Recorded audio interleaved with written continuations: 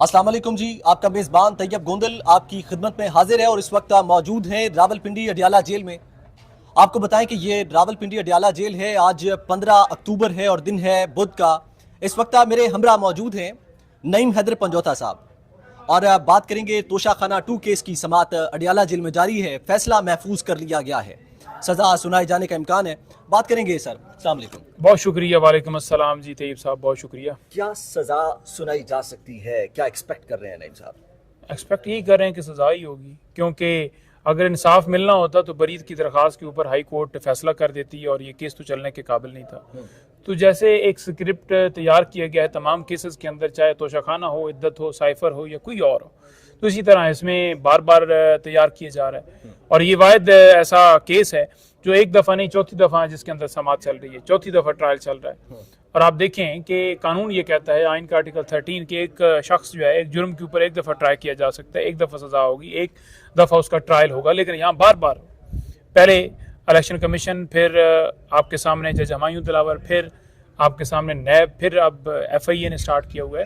तो ये कानून नहीं है, ये इंसाफ नहीं है, ये फेयर ट्रायल नहीं है, ये आइन का आर्टिकल 10A जो है वो उसकी हिफाजत नहीं है, बल्कि आप यूं समझ लें कि तमाम बुनियादी इंसानी हकूक जो हैं उनकी सल्बी है।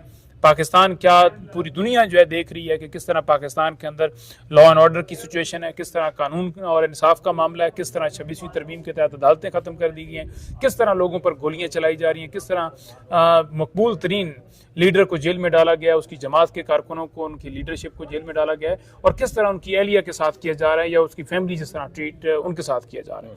तो लिहाजा हम तो इंशाअल्लाह ताला ये जंग जो है वो जारी रखेंगे, हम तो ये जंग लड़ेंगे, क्योंकि ये पाकिस्तान की जंग है, पाकिस्तान की आवाम की जंग है। और इंशाअल्लाह एक दिन आएगा जिस दिन हमारा इमरान खान जो है वो रिहा होगा, और इमरान खान की रिहाई इस पूरी कौम की रिहाई है, क्योंकि तमाम चीज़ें इमरान खान के साथ जुड़ी हैं।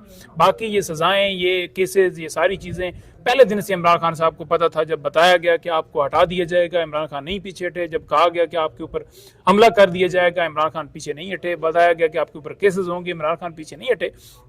आपको सजाएं दी जाएगी, इमरान खान पीछे नहीं हटे। आपको गिरफ्तार किया जाएगा, आप इमरान खान पीछे नहीं हटे। और अब अगर एक के बाद दूसरी सजा दे रहे हैं तो इमरान खान को यह भी बताया गया कि बार बार सजाएं दी जाएंगी, फिर भी इमरान खान पीछे नहीं हटे। उन पर सख्तियां की जाएंगी, उनकी फैमिली के ऊपर, पार्टी के ऊपर। इमरान खान फिर भी पीछे नहीं हटे। और अगर आप समझते हैं कि मजीद केसेज दर्ज करके, मजीद कार्रवाइयां करके, मजीद जुल्म सितम ढाल के आप समझेंगे कि इमरान खान पीछे हट जाएंगे, तो इमरान खान पीछे नहीं हटेंगे।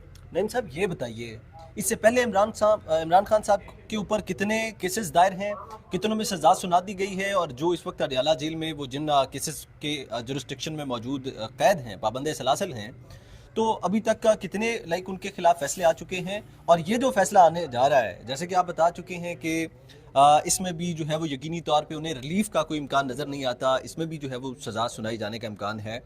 तो बताइए कि इससे पहले कौन कौन से केसेस में उन्हें जो है वो सजाएं? देखिए, तो ये सब बात ये है कि इससे पहले जो केसेस थे उसमें, जैसा कि तोशाखाना 2 केस हो, तोशाखाना हो गया, उसमें सज़ा जो है वो मुअत्तल होगी। इद्दत केस था, उसमें सज़ा मुअत्तल होगी। उसके अलावा आपका जो साइफर केस था उसमें सज़ा मुअत्तल होगी। अलकादर ट्रस्ट केस जो है उसमें सज़ा हुई थी, जो कि अभी पेंडिंग है। तो अलकादर जो है उसमें बेल हो, अब तोशाखाना की सज़ा दी जाएगी, फिर इसमें बेल हो, फिर नया केस जो 9 मई का है उसके अंदर गिरफ्तारी डाल देंगे, फिर उसके अंदर बेल हो। तो इस तरह ये बेलें जो हैं ये तो चलती रहेंगी। और इमरान खान साहब जो हैं वो केसेस के अंदर रिलीज़ नहीं इसलिए हो पा रहे क्योंकि अदालतें स्टैंड नहीं ले रही हैं। अदालतें, जो जज खड़ा होता है उसके खिलाफ या जेली डिग्री का केस आ जाता है, या उसको धमकाया जाता है, या उसके खिलाफ रेफरेंस आ जाता है, या उसको वहाँ उहदे से हटा दिया जाता है, या उसको धमकियाँ दी जाती हैं, या उसके भाई को उठा लिया जाता है, या उसको जो है वो थ्रेट किया जाता है, या उसके घर के मीटर उतार लिए जाते हैं, या उसके ट्रांसफार्मर जो अदालत के बाहर है उसके ऊपर हमला कर दिया जाता है, या उसको ट्रांसफ़र करके किसी और अदालत में भेज दिया जाता है। तो ये सारी चीज़ें ऑन रिकॉर्ड विद एविडेंस मौजूद हैं हमारे पास, जो सोशल मीडिया के ऊपर भी दस्तयाब हैं, कि जो शख्स हल्फ की पासदारी करेगा उसको वहाँ नहीं रहने दिया जाएगा, या उसके साथ ये सारा किया जाएगा। और जो हल्फ की पासदारी करेगा, नहीं करेगा, जो बिल्कुल आइन और कानून के खिलाफ खड़ा होगा, उसको जज लगा के उससे सारी कार्रवाई कराई जाएंगी, उसको मर्रात, उसको तनख्वाहें और मामलात किए जाएंगे। ऐसे ऐसे लोगों को भी जज बनाया गया जो किसी चैम्बर के अंदर अगर देख लिया जाए तो वो उसके एसोसिएट थे या रिश्तेदार थे, या किसी बड़े चैम्बर के जो है वो उस पर काम करते थे, या इस तरह की क्वालिफिकेशन के ऊपर। इसी तरह आपने देखा मखसूस नशस्तों वाला मामला है, वहाँ भी यही करेगी। और ये पाकिस्तान के अंदर जो सारा लॉ मेकिंग हो या जिसके अंदर लोग जो हैं वो इंसाफ करने वाले हों, जजेस हों, आइनी ओहदों पर बरजमान हो या किसी और ओहदे के ऊपर हो, अगर इस तरह की सूरत हाल ही रहेगी, किस तरह के लोग वहाँ बैठेंगे, वहाँ काम करेंगे, तो पाकिस्तान में इंसाफ तो नहीं कायम हो सकता। इसलिए हम हकीकी आज़ादी की ये जंग लड़ रहे हैं कि पाकिस्तान के तमाम इदारे अपनी हदूद के अंदर इंसाफ के ऊपर मबनी जो है वो काम करें, फैसले दें, कानून के मुताबिक चलें, आइन के मुताबिक चलें। जो हमारा पाकिस्तान का आइन बनाया गया, जिसका कायद-ए-आज़म मोहम्मद अली जिन्ना ने ख्वाब देखा था कि पाकिस्तान में जमहूरियत हो, पाकिस्तान में फ्री एंड फेयर इलेक्शन हो, पाकिस्तान में बुनियादी हकूक़ हो, मुसलमानों को तमाम हकूक़ हासिल होना चाहिए। जो इजराइल के अंदर हमने देखा कि फ़लस्तीन इजराइल ने जिस तरह फ़लस्तीन के ऊपर अटैक किया और जो सारा वहाँ कार्रवाई की जा रही थी, कभी हम उसको 26 नवंबर को देखते हैं वहाँ डी चौक के अंदर, कभी हम देखते हैं मुरीदके के अंदर TLP के ऊपर हो रहा है, और कभी हम तैर और कादरी के साथ ये देखते हैं। तो ये पाकिस्तान के अंदर ये सूरत हाल है जो गज़ा की सूरत हाल यहाँ पर पेश देखने को आपको मिली है। तो ऐसी सूरत हाल के अंदर जो है आप जबर के ज़रिए लोगों पर केसेस बनाकर, उन्हें उठा के, उन्हें धमका के, जो अकाउंट इस हक में बोलता है कि ये जुल्म बंद किया जाए, उसके खिलाफ कार्रवाई करके, मुकदमे झूठे दे के, कारकुनों को गिरफ्तार करके, तो आप उन कारकुनों की हद तक तो गिरफ्तारी उनकी कर सकते हैं, लेकिन क्या उनकी रूह के ऊपर, उनके माइंड के ऊपर, उनके दिमाग के ऊपर, उनकी सोच के ऊपर आप काबू पा सकते हैं या तब्दील कर सकते हैं? तो वो नहीं कर सकते। तो लिहाजा ये फस्तायत जो है, ये जुल्म जो है, ये निज़ाम लंबा नहीं चल सकता, ये जुल्म का निज़ाम जो है देर पा नहीं चल सकता, क्योंकि ये जुल्म का निज़ाम जो है वो एक दिन ऐसा आता है जहाँ ये जुल्म का निज़ाम ख़त्म होता है।